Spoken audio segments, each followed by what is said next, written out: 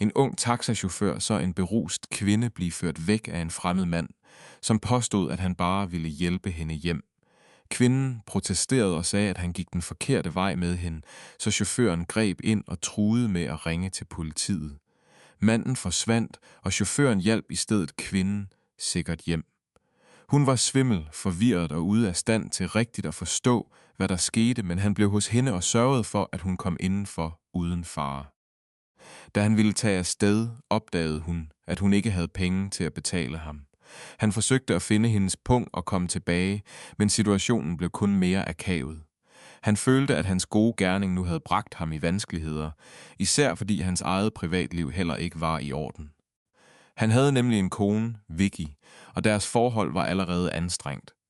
Senere viste det sig, at kvinden, han havde hjulpet, hed Fernanda. Hun opsøgte ham for at takke ham og forklarede, at hun havde drukket, fordi hun var knust. Hun havde opdaget, at hendes mand, Marco, havde en affære. Som tak tilbød hun taxachaufføren penge, men han ville ikke tage imod dem. Til sidst accepterede han dem kun som en slags forskud på fremtidige køreture, fordi Fernanda gerne ville bruge ham som chauffør igen. Samtidig blev det tydeligt, at Juan Pablo og hans kone Vicky havde store problemer. Hun tog let på hans følelser, blev irriteret over hans jalousi og virkede mere og mere fjern. Da hun en dag satte sig ind i taxaen sammen med Fernanda, opstod der en mærkelig og tung stemning.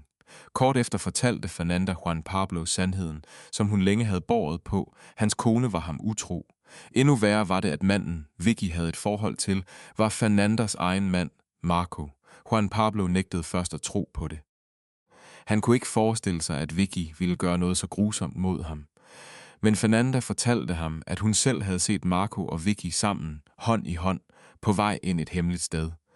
Til sidst tilbød hun at tage Juan Pablo med derhen, så han selv kunne se sandheden med egne øjne. Da de kom frem, blev deres værste frygt bekræftet. Vicky og Marco var sammen. Begge blev afsløret på stedet, og ingen af dem kunne længere skjule affæren.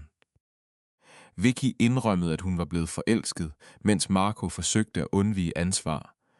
Både Fernanda og Juan Pablo blev knust, men i stedet for at tie besluttede de at konfrontere deres ægtefæller direkte. Fernanda krævede skilsmisse og gjorde det klart, at Marco ikke skulle slippe let. Juan Pablo gjorde det samme over for Vicky og nægtede at acceptere hendes undskyldninger.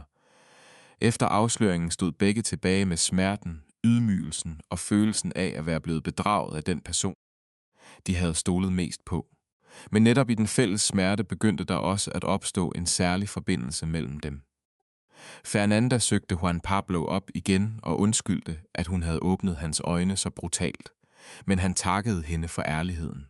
Hun opmuntrede ham og sagde, at de ikke måtte lade deres bedragere få tilfredsstillelsen af at se dem ødelagte. De indgik derfor en aftale om at støtte hinanden i de kommende uger. De ville mødes, lave ting sammen og forsøge at komme videre med værdighed. Juan Pablo var tøvende, fordi han følte, at situationen var kompliceret, men Fernanda insisterede på, at de begge havde brug for støtte for at hele. Med tiden voksede deres nærhed. De talte mere åbent sammen, lå sammen og begyndte langsomt at finde en ro, de ikke længere havde i deres tidligere forhold. Fernanda tilbød endda Juan Pablo arbejde som hendes chauffør, efter at han havde mistet sin taxa som en del af opgøret med Vicky.